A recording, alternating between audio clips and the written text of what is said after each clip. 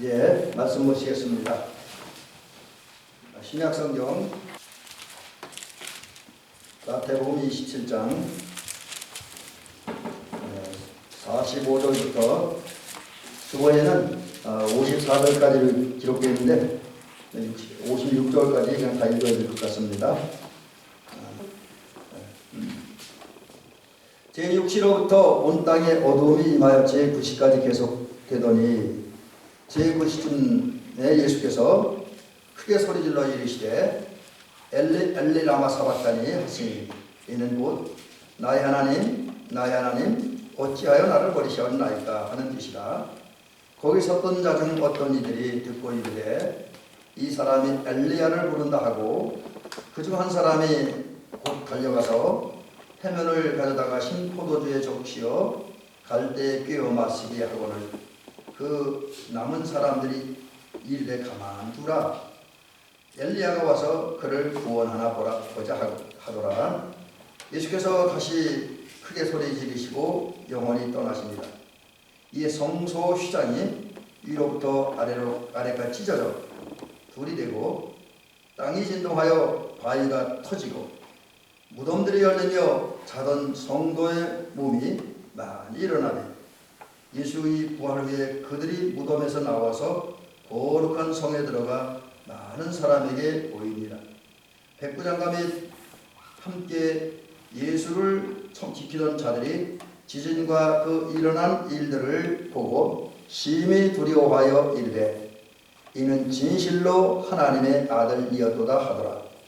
예수를 섬기며 갈릴리에서부터 따라온 많은 여자가 거기 있어 멀리서 바라보고 있으니 그 중에는 막달라 마리아와 또 야고보와 요셉의 어머니 마리아와 또 세베대의 아들들의 어머니도 있더라.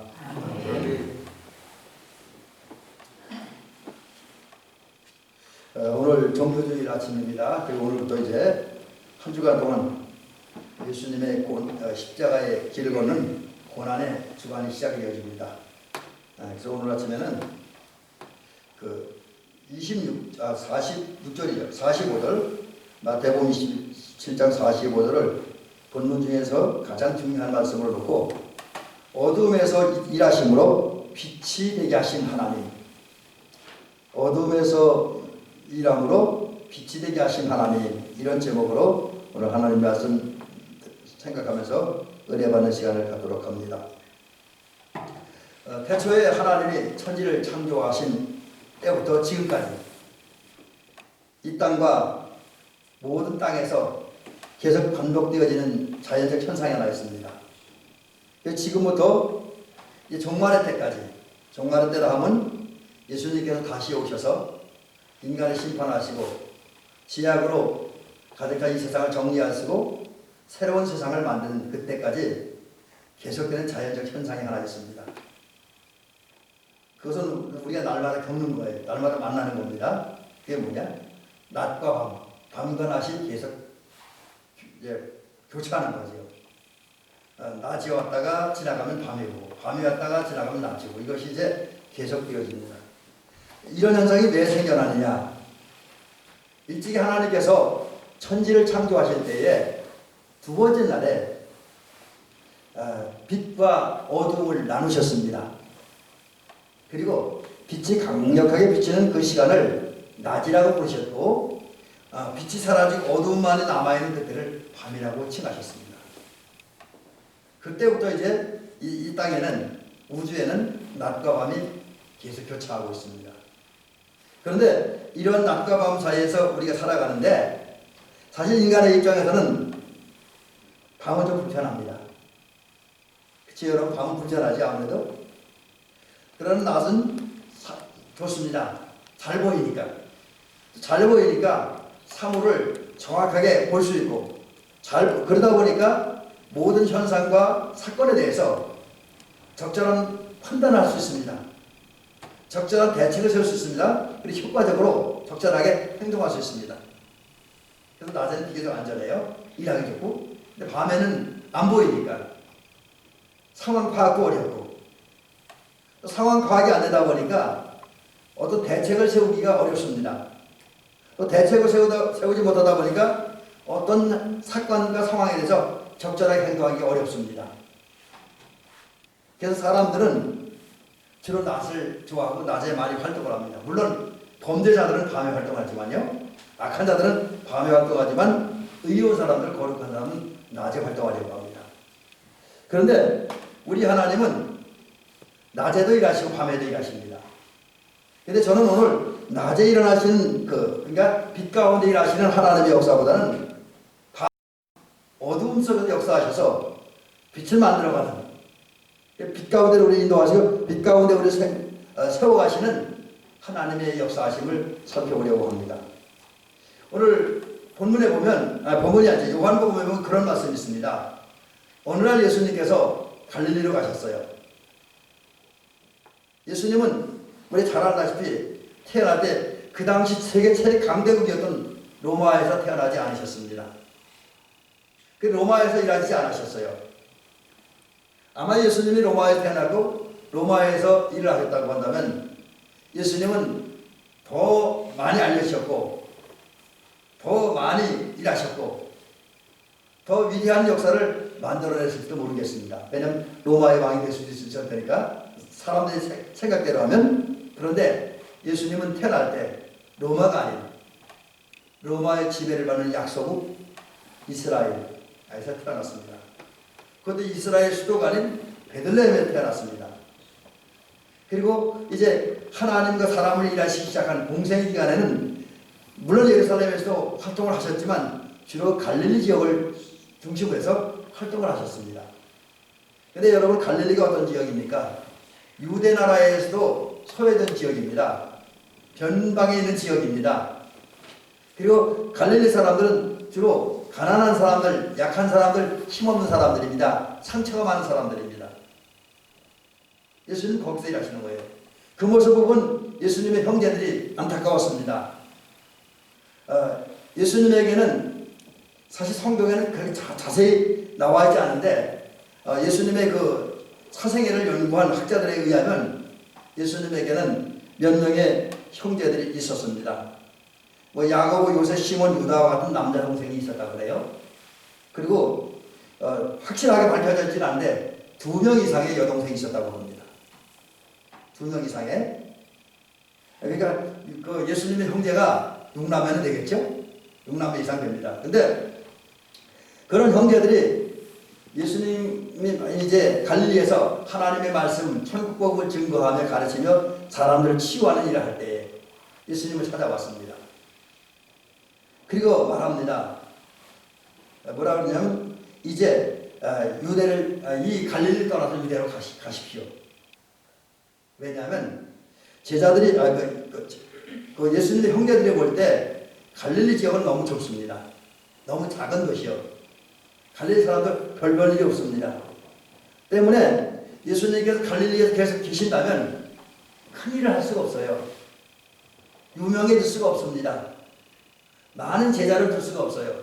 그래서 제자들이나 어쩌면 예수님 형제들 같은 생각을 했을지 모르는데 예수님의 형제는 많은 사람들 생각하는 것처럼 로마와 싸우고 그리고 로마를 물리치고 이스라엘 독립시키고 이제 새로운 왕국을 건설한 다음에 예수님이 왕이 되는 건 어려웠습니다. 갈릴리에서 그런 일을 할 수 있는 지역이 못 되었습니다. 그 일을 하려면 유대 땅으로 가야 되고 유대 땅에도 사람들이 가장 많이 모이는 예루살렘으로 가야 됩니다. 그래서 예수님의 형제들은 예수님 보고 이 갈릴리를 떠나서 유대 땅으로 가라고 부탁을 합니다. 그래도 돼요. 그래서 자기들이 욕심을 채우기 위해서 또 예수님의 인기가 올라가고 명성이 높아지고 그 혜택을 누리기 위해서 갈릴리로 가라고 합니다. 갈릴리를 떠나서 유대 땅으로 가라고 합니다. 예루살렘으로 들어가라고 합니다. 근데 거기에 대해서 예수님 뭐라 그럽니까? 아직 내 때가 아닙니다. 이 얘기는 쉽게 얘기하면 아직 내가 예루살렘으로 갈 때가 아닙니다. 물론 갈 거예요. 언젠가 갑니다. 그러나 지금은 아닙니다. 그러면서 또 뭐라 그랬지? 그 요한복음 7장 이제 8절에 보니까 나는 이 명절에, 그러니까 이 명절은 지금 예수님이 제자들이 예수님을 찾아올 때가 그 유대인의 명절 6월절이 가까운 데인데 그 명절에 예루살렘에 가지 않겠다는 거예요. 그냥 계속해서 갈릴리에 남아서 이 갈릴리 사람들 상처 많고 아픔 많은 또 소외된 지역 사람들에게 하나님의 말씀을 전하고 여기에다가 하나님 나라를 건설하겠다라는 겁니다. 무슨 얘기입니까? 예수님은 화려한 자리, 멋진 자리가 아니라 어둠의 자리, 아픔의 자리, 절망의 자리에서 일하시고 거기서 일하시면 그것을 그 지역 사회를 확 바꿔서 거기에 생명과 평화와 행복과 또 소망의 빛이 넘치는 그런 아름다운 세상, 광명의 세상, 철학적인 용어 이데아의 세상, 그리고 이제 우리가 얘기하는 또 제가 가장 많이 추구하고 얘기하는 하나님 나라를 갈릴리 지역에 세우겠다. 그리고 그 갈릴리로부터 하나님 나라를 확장해서 온 세상을 갈릴리 하나님 나라를 확장시키겠다. 이렇게 말씀하는 겁니다. 여러분 이 부분에 보면 예수님의 역사가 좋은 조건에서 화려한 조건 속에 시작된 것이 아니라 어둠의 자리에서 힘든 상태에 절망의 자리에서 예수님이 일하기 시작하고 역사하시고 그리고 역사하셔서 그 세상을 바꾸는 역사입니다. 그런데 여러분 그런 역사를 이루기 위해서 예수님이 당하시고 겪어야 하고 지나가야 삶의 과정, 사역의 과정들이 있었습니다. 그게 뭐냐면 어두운 세상을 밝혀서 빛으로 가득한 세상, 하나님의 뜻이 이루어진 하나님의 영광이 드러난 하나님 나라를 건설하고 생명과 평강과 행복과 소망의 빛이 비추는 그런 세상을 만들려면 예수님 당할 일이 있는데 겪어야 삶의 과정이 있는데 사역의 과정이 있는데 그게 뭐냐면 예수님이 어둠의 자리를 가야 된다는 거예요. 예수님이 어둠의 자리를 가야 된다는 거예요. 그리고 갈 뿐만 아니라 실제로 예수님이 어둠을 경험해야 된다는 겁니다. 아픔, 절망, 좌절, 또 고통, 고독, 외로움을 겪어야만 한다는 겁니다. 그래서 예수님께서 지금 이제 그 어둠의 자리에 가셨는데 그리고 그 어둠의 자리에 가서 예수님이 겪은 어둠이 이런 겁니다. 오늘 성경에는 그 예수님이 겪으신 어둠, 그 고난과 아픔이 여러 가지가 있는데 본문은 세 가지가 나타납니다. 본문은 세 가지가 나타나요. 여기서 마태복음 27장에 보니까 첫째로 제가 이렇게 표현해 봅니다. 시간적 어둠을 만났다. 예수님이 시간적 어둠을 만났고 시간 속에서 어둠을 겪으시고 통과하셨다는 거예요. 무슨 얘기입니까? 예수님께서 겟세마네 동산에서 기도하신 다음에 가론유다가 인솔해온 로마 군병들에게 체포됩니다. 여러 가지 과정을 갖추고 이제 마지막에 빌라도 법정에서 억울하게 또 조작된 그 재판을 받아서 이제 십자가형을 얹어왔습니다.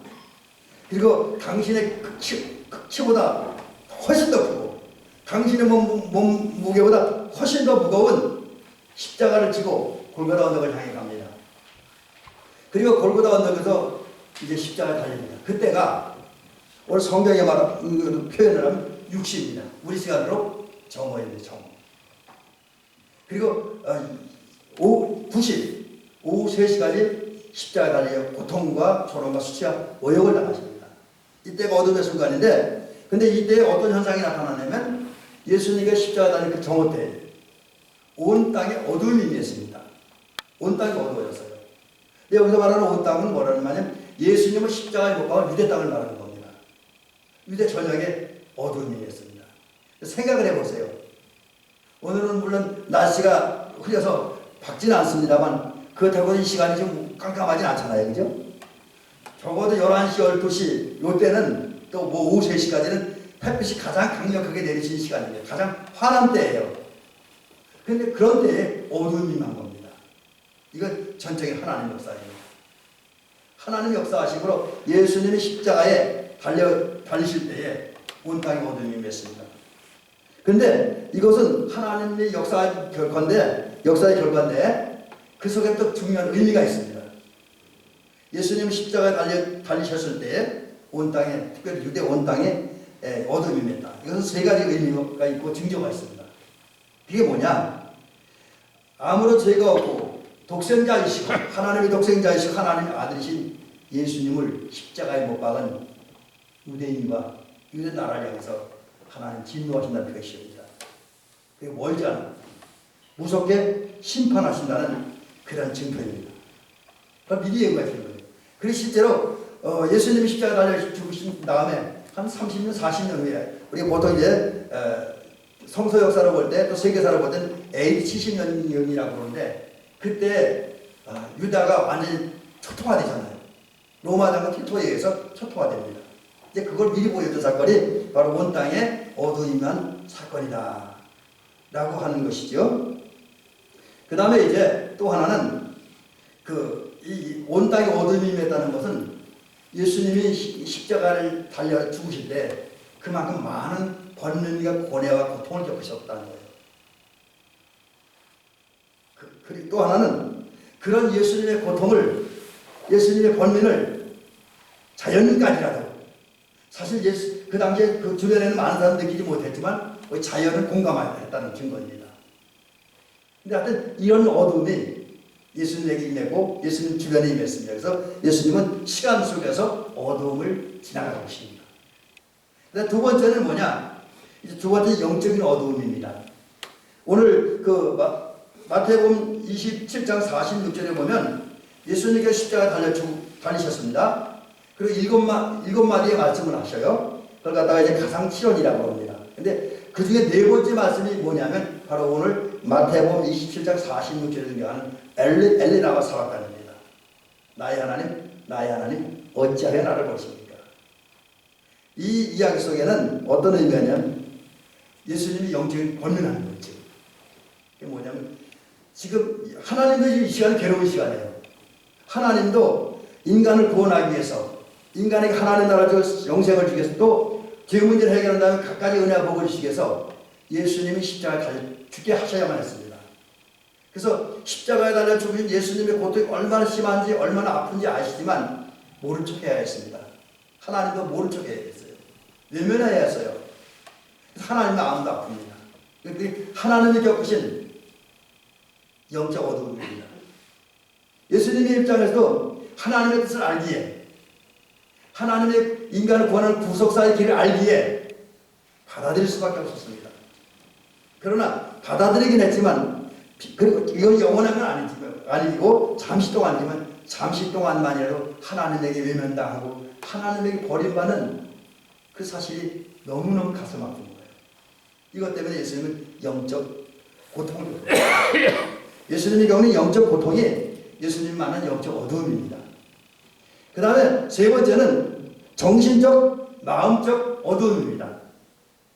예수님이 십자가 달리셨고 엘리 라마 사박단이라고 부를 때 그 곁에 있는 사람들, 여기 어떤 사람이 성서학자는 대충 유대인이라고 그래요. 유대인들이 이 예수님의 엘리 라마 사박단이라고 부를 때 그 엘리를 잘못 알아듣는 거예요. 엘리를 엘리야라고 부르는 것처럼 들어봅니다. 오늘 성경에 보면. 그래서 뭐라 그러냐면 예수가 지금 십자가 달려갖고 엘리야에게 도움을 청한다. 그렇게 가만둬라. 어디 엘리야가 와서 예수님 이렇게 구원하는지 안 하는지 보자. 그래서 조롱하는 거예요. 그러니까 지금 조롱하는 말. 그 말을 예수님께 들을 때 예수님은 물론 당신 능력이라면 얼마든지 십자가를 뛰어내릴 능력이 있었지만 하나님의 뜻을 이루기 위해서 그걸 하지 않아야 하는. 그래서 그러는 가운데 사람들이 말하는 조롱과 모욕의 말을 들을 때 굉장히 큰 정신적 또 마음적 어려움을 겪습니다. 이게 예수님 만난 정신적 마음적 어두움입니다. 그렇지만 예수님이 이런 어두움 속에서 머물러 있고 좌절하지 않았습니다. 조금 이따 다시 말씀드리겠지만 어둠은 좌절했다, 절망했다, 아무것도 할 수 없는 때예요. 실패의 때입니다. 사람들이 보기에는 예수님 십자가에서 달릴 순간, 죽으시는 순간이 그런 순간이었지만 예수님은 그런 상태를 포기하지 않고 묵묵히 자기의 길을 걸어가십니다. 그게 뭡니까? 그냥 묵묵히 십자가에서 죽으시는 거예요. 그런데 죽으실 때 그 예수님의 죽으신 결과 빛의 은혜가 나타났습니다. 빛이 비치기 시작합니다. 예수님 십자가 달려 죽으실 때 놀라운 빛이 비칩니다. 그리고 주님도 그 빛을 경험하는 겁니다. 그게 뭐냐? 오늘 본문에 보면 또 세 가지가 등장합니다. 첫째는 하나님과 인간 사이를 가로막던 장벽이 제거되었습니다. 오늘 본문에 보는 대로 예수님께서 십자가에 달려 죽으실 때에 성소의 휘장이 위로부터 아래로 쭉 찢어졌습니다. 실제로 예루살렘 성전에 가보면 그 당시에는 성소와 지성소가 있고 성소와 지성소를 구분하는 휘장이 쳐져 있습니다. 휘장을 제가 살펴보니까 길이가 12.5m, 폭이 1.8m 정도 된다고 합니다. 그리고 이 주름으로 되어 있는데 그 휘장 주름이 72개로 되어 있고 그다음 두께는 남자를 저의 손바닥 두께 정도 된다고 합니다. 그러니까 요 손이 보통 1cm 정도 되겠죠. 그 정도 두꺼운 휘장인데 평상에 깨도 이게 찢어질 리가 없습니다. 근데 예수님이 십자가에 달려 죽으신 그 순간에 쭉 찢어집니다. 이게 뭐를 의미하느냐? 이제 예수님 십자가에 달려 죽으실 때 성소의 휘장이 찢어짐으로써 전에는 인간은 직접 하나님께 나갈 수 없습니다. 나가면 죽었습니다. 근데 그 죄의 담이 허물어지는 그 순간 이제는 모든 장애물, 모든 담이 없어졌습니다. 인간이 직접 하나님께 나갈 수 있고 하나님과 교제할 수 있고 하나님과 이야기할 수 있는 길이 열렸습니다.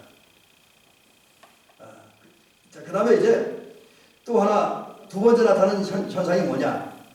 오늘 성경에 보니까 무덤 문이 열리며 죽었던 성도가 다시 살아나는 역사가 일어났습니다. 부활의 역사가 일어난 거죠. 아직 예수님 부활도 안 하는데 이미 때부터 부활이 시작된 것으로 성경은 기록하고 있습니다. 이 이야기는 사실 신약성경에 마태복음에만 기록되어 있어요. 다른 복음서에는 이게 없습니다. 또 바울서신에도 이 얘기는 없어요. 오직 본문에만 있습니다. 이 이야기는 어떤 의미를 주느냐? 결국 예수님이 십자가에 달려 죽으시는 순간 어둠의 권세가 사라지는 거예요. 죽음의 권세가 깨졌습니다. 이제는 생명이 사망을 이기고 생명이 왕노릇하는 시대가 열렸습니다. 반면 성도들은 그런 주님의 역사에 의해서 부활의 첫 열매가 되시는 주님의 역사에 의해서 그것 때문에 이제 생명의 부활을 하는 그리고 그 생명의 부활을 한 결과 기쁨을 누리는 은혜의 시대가 열리게 됐습니다. 이것이 예수님께서 어둠 속에서 역사하신 곧 십자가의 길을 걸어가신 두 번째 결과이고요. 세 번째는 예수님이 하나님의 아들이라는 사실이 증명되어졌습니다. 드러났습니다. 근데 여러분 여기서 또 중요한 게 뭐냐면 요즘에 제가 이제 요한복음 트래킹을 이라는 제목을 가지고 요한복음을 주석을 하고 있는데 목사님들과 같이 근데 거기에서 이제 그런 얘기가 나와요. 교회에서 예수님을 배신한 사람들 제2의 가론유다는 세상에 있지 않고 교회 밖에 있지 않다는 거예요. 교회 안에 있다는 겁니다. 이게 무서운 얘기예요. 사실은 예수님을 배신한 제2의 가론유다는 교회 밖에 있는 게 교회 안에 있다는 거죠. 그리고 또 그 중에 누구냐? 성경을 잘 아는 사람들. 저 같은 사람들? 무서운 얘기예요. 사실은 저 같은 사람들, 신학자들, 목사님들, 또 어떤 장로님들, 권사님들이, 집사님들이 제2의 가론유다가 될 수 있다는 거예요. 여러분 실제로 예수님이 십자가에 달려 죽으실 때 그 예수님을 보고 하나님의 아들이라고 하는 사람은 종교 지도자들이 아닙니다. 제사장도 아니고 바리새인도 아닙니다. 또 하나님의 선택을 받았다고 큰 소리치고 땅땅거렸던 유대인도 아닙니다. 오히려 이 유대인들이 무시했던 경멸하던 로마의 군대 장교입니다. 백부장입니다. 백부장. 그 백부장 곁에서 백부장을 보좌했던 사람들. 백부장의 졸개들이겠죠? 쫄병들. 그리고 이제 근데 또 백부장은 어떤 사람입니까? 오늘 여기 성경에 등장한 백부장은 예수님이 빌라도에게서 십자가형을 언도받았을 때 그 예수님 십자가에 달 죽으시도록 십자가형을 집행했던 사람입니다. 집행했던. 어쩌면 좀 우리 인간적인 용어로 하면 예수님의 원수이고 하나님의 원수입니다. 믿는 사람들이 원수예요. 근데 그런 사람이 예수님 곁에서 십자가형을 진행하면서 그 과정 속에서 되어진 일들, 예수님의 그 모습들, 죄인을 위해서 기도하는 그런 모습들이라든지 오른편에 있는 강도를 용서하고 그에게 이제 하나님 나라에 있게 될 것이라는 낙원이 있게 될 것이라는 그런 말씀을 설하는 과정들. 그리고 또 그분이 십자가에 달려 죽으시는 그 순간에 일어나는 현상들. 뭐 조금 전에 말씀드렸던 온 땅에 어둠이 임했다든지 또 오늘 성경에 지진이 일어났습니다. 이런 현상들을 보면서 이분은 보통 분이 아니다는 거죠. 적어도 백부장이 그래도 들은 풍어로 있잖아요. 유대에 오래 살았으니까 그것을 볼 때 이분이야말로 진짜 하나님의 아들이다. 그리고 이분은 죄가 없어. 허물이 없어. 그럼에도 불구하고 이런 예수를 죽이는 저 유대 종교 지도자들 나쁜 놈들이라는 거예요. 근데 잘못됐다는 거예요. 그 사실 인정하면서 이분이야말로 진짜 하나님의 아들이다 라는 사실을 고백하는 겁니다. 여러분, 예수님이 어둠 속에 역사하실 때에 예수님의 참모습이 우리 예수님의 원수라고 하시는 그런 사람들이 드러나고 증명되어졌습니다. 여러분, 근데 이와 같이 어둠 속에 역사하셔서 그 어둠을 빛으로, 절망을 희망으로, 죽음을 생명으로, 슬픔을 기쁨으로 변화시키는 예수님의 역사는 곧 어둠 속의 역사를 빛을 만드는, 빛을 변화시키는 그런 역사는 옛날에만 일어나는 것이 아니라 오늘도 일어나는 줄 믿습니다. 예수님은 오늘 빛이시여요. 나는 생명의 빛이라고 예수님께서 분명히 말씀을 하셨습니다. 예수님께서 오늘 역사에서 오늘 어두운 세상을 빛으로 만들어가요. 이제 어두운 사람들, 이 어둠이라는 얘기는 실패, 좌절, 절망이라는 얘기도 있고, 공허, 창세기 1장 2절에 보면 공허, 무질서, 그다음에 혼돈, 뭐 이제 깊은 흥함, 방향상실, 우울증, 뭐 이런 거 이제 혼돈, 공허 속에 다 들어가는데, 그런 상태에 있는 사람들이 역사하셔서 그들에게 생명의 빛을 비추고 은혜의 빛을 비추고 행복을 하게 하고 평화롭게 살게 하고 하나님 나라 백성을 권세 있게 살게 만든다는 거지. 그것이 오늘 우리를 향한 예수님 역사입니다. 사실 우리도 살다 보면 예수님이 그랬던 것처럼 여러 가지 면에서 어두운 상황을 만나요. 어둠에 빠지기도 합니다. 그죠? 실패, 좌절, 아픔, 슬픔, 공허, 허무, 기분을 그 다음에 우리도 빠지기도 합니다. 근데 이러한 우리 예수님 역사하셔요. 그래서 우리 삶을 바꿔놓으셔서 빛 가운데 우리 서 있게 합니다. 빛인 예수님과 함께 살게 도와줍니다. 그런 은혜를 체험할 수 있는 저와 여러분들 되시기를 주의 이름으로 간절히 부탁을 드립니다. 자, 그러기 위해서 이제 무엇을 해야 되느냐? 어떻게 해야 우리가 어두움 속의 역사에서 빛을 바꾸는 주님의 역사를 체험하실 것인가? 이걸 마지막으로 말씀드리면서 오늘 말씀을 마치려고 합니다. 첫 번째는 여러분 그 표현이 되게 정확하긴 한데 대장부와 같은 믿음을 사시길 주의 이름을 간절히 부탁을 드립니다. 대장부와 같은 믿음. 다른 말로 하면 구원받기 합당한 믿음, 견고한 믿음, 온전한 믿음, 강건한 믿음을 가지고 살라는 말입니다. 여러분 오늘 우리가 읽은 마태복음 27장에 보니까 예수님께서 십자가에 달려 죽으실 때에 예수님 곁에 남아있던 사람들이 있었습니다. 사실 예수님이 로마 이제 겟세마네 동산에서 로마 군대에 체포되실 때, 그리고 대제사장 가야바의 집과 안나바의 집으로 끌려가실 때, 거기 신문 받으실 때, 빌라도의 법정에서 신문 받을 때, 그 전까지 예수님을 40살 따라다니죠. 그 예수님을 따라다니던 수많은 분들이 다 도망가 버렸습니다. 심지어 누구도 가느냐? 예수님의 제자도 도망갔어요. 또 누구도 가느냐? 더 심한 거는 예수님을 보고 주는 그리스도시여 살아계신 하나님의 아들이라고 당당하게 신앙 고백을 했던 천국 여사를 받았던 그 베드로. 그리고 너희들 오늘 밤 다 나를 버리고 도망가리라고 예수님 말씀할 때 내가 주와 함께 죽을지언정 결코 주님 버리지 않겠다 호언장담하고 큰 소리 쳤던 베드로까지 도망갔습니다. 예수님의 제자들 다 도망갔어요. 근데 그 집에는 누가 남았냐? 오히려 힘없어 보이고 나약해 보이는 갈릴리부터 예수님을 섬겼고, 그리고 갈릴리부터 예루살렘까지 그렇죠, 예루살렘까지 따라왔던 막달라 마리아, 뭐 요셉의 어머니 마리아, 세베대의 어머니, 이런 사람들. 그 다음에 남자 제자 중에는 남자 12제자 속에 속했던 사람들 가운데 사도 요한, 예수님의 12제자 가운데 막내예요. 막내의 사도 요한. 그리고 또 한 사람, 예수님께 자기 무덤을 빌려드리고 예수님을 시신을 장례 모시게 했던 아리마대 요셉. 이들 많이 남아 있었습니다. 자, 그러면 다른 사람은 다 도망해도 어떻게 이들은 남아있을 수 있었습니까? 그게 바로 대장부와 같은 믿음. 대장부와 같은 믿음이면 흔들리지 않는 거예요. 어떤 사람은 흔들리지 않고 죽으면 죽으리라고 하는 자세를 가지고 믿음을 살아가는 사람입니다. 일사각오의 정신을 가지고 주님 중심의 믿음을 가지고 살아가는 그 사람들만이 예수님 곁에서 남아있었습니다. 여러분, 우리 대내교 성도님들도 이제 어둠 속에 역사하셔서 빛으로 만드시는 주님의 은혜를 경험하기 위해서 대장부와 같은 어떤 상황을 흔들리지 아니하는 강건한 믿음, 또 어떤 죽음까지 각오하는 일사각오의 그런 믿음을 가지고 살아가는 저와 여러분들 되어서 이제 어둠을 변해서 빛으로 바꾸시는 하나님의 은혜를 경험할 수 있기를 주의 이름으로 간절히 부탁을 드립니다. 그 다음 두 번째는 이번엔 여호수아서 6장 말씀을 통해서 그 대답을 찾아보고자 합니다. 그건 뭐냐면 주님의 말씀과 명령을 받았을 때 내 의견, 내 생각, 내 마음을 말하지 말라는 거예요. 다른 말은 입 닥치고, 좀 심합니다. 이거 좀 자극을 주면서 제가 이렇게 표현합니다. 입 닥치고 주님이 일하실 때까지, 주님이 은혜를 줄 때까지 기다리라고 하는 거예요.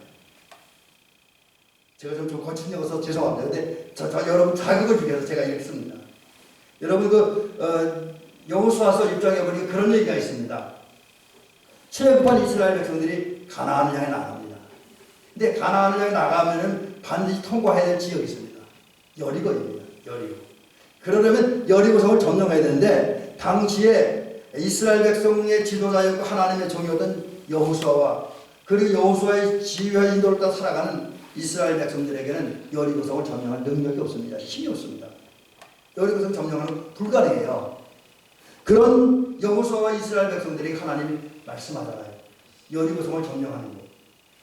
그럼 그거만 여러분 다 잘 알 거예요. 여리고성을 하루에 한 바퀴 6일 동안 돌고 10일째 7바퀴 돌고 양양나팔을 불며 올라가라는 거죠. 근데 여러분 그 말씀 말고 또 중요한 말씀이 뭐냐면 그 여호수아서 6장 10절에 보니까 뭐라 그랬냐면 너희를 외치지 말며 음성을 들리게 하지 말며 너희 입에서 아무 말을 하지 말라. 아무 소리를 침묵하라는 거예요. 침묵하라. 그러면 하나님께서 아무 소리도 하지 말고 침묵을 하라고 그랬을까요?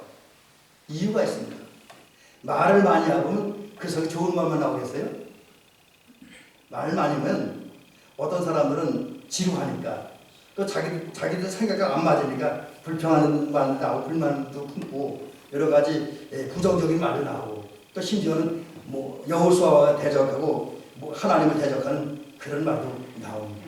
또 그러다 보면 정작 들어야 할 어느 순간에 여호수아서 6장에 보면 적어도 7일째 되는 날 이제 되는 날에는 이제 양강나팔 소리가 들리는데 그 소리 못 들을 수도 있잖아요. 그래서 하나님은 오직 하나님의 말씀에만 집중하기 위해서 하나님께만 집중하기 위해서 그리고 오직 불평뿐만 없이 오직 하나님의 말씀에만 순종하기 위해서 아무것도 하지 마라. 아무 말도 하지 마라. 침묵하라. 그러면 그렇게 명령을 하시는 겁니다. 여러분 그렇습니다. 저와 여러분들 오늘 빛 가운데 역사하셔서 어둠 속에서 역사하셔서 우리의 빛을 보게 하고 빛 가운데 머물게 하시는 하나님의 은혜를 체험하려면 하나님의 말씀을 읽고 들어야 되는데 또 그리고 하나님의 사명을 받아야 됩니다. 이때 여기에도 토다지 마세요. 사람들 참 포를 많이 납니다. 자기 나름대로 토다지 마세요. 그냥 하나님의 역사하실 때까지 들었으면 믿고 기다리시기 바랍니다. 마지막 하나 이것도 역시 여호수아 6장에서 그 대답을 하는데 여러분 여호수아와 이스라엘 백성들은 하나님의 말씀이 들려졌을 때 침묵하면서 순종했습니다. 이게 우리가 해야 돼요. 사실 요즘에 뭐 순종하다 그러면 좀 바보같이 여겨지기도 합니다. 많은 사람들이 너무 순종 잘하면 바보 같다. 또 우리 성도들이 하나님 말씀대로 너무 살면 세상 사는 광신자라 그래. 광신자. 근데 우리가 하나님 말씀을 순종할 때 광신자 소리 들으면 좀 어떻습니까? 그렇죠? 여러분 광신자 소리 듣기 겁나요? 예수에 미쳤다 소리 듣기 겁나요? 그래서는 만약 그걸 겁내하고 두려워하고 꺼려하면 어둠 속에 역사하셔서 빛을 만드시고 빛을 바꿔주는 하나님의 은혜를 경험할 수 없습니다. 그 전에 권투선수였던 홍수환 씨가 그런 얘기했다 그래요. 26 곱하기 26은 제로. 여러분 상식적으로 계산하면 26 곱하기 26은 제로가 아니죠. 만약 나누기를 하면 빵이 돼요. 0이 되는데 곱하기 하면 그 0이 안 나옵니다. 얼마나 하고 제가 계산 안 해봤는데, 근데 홍수환 씨가 그 말 한 이유가 있습니다. 그는 세계 챔피언이 되기 위해서 26년 동안 복싱만 했다는 거예요. 복싱만. 그러다 보니까 복싱 외에 남은 게 아무것도 없다는 거예요.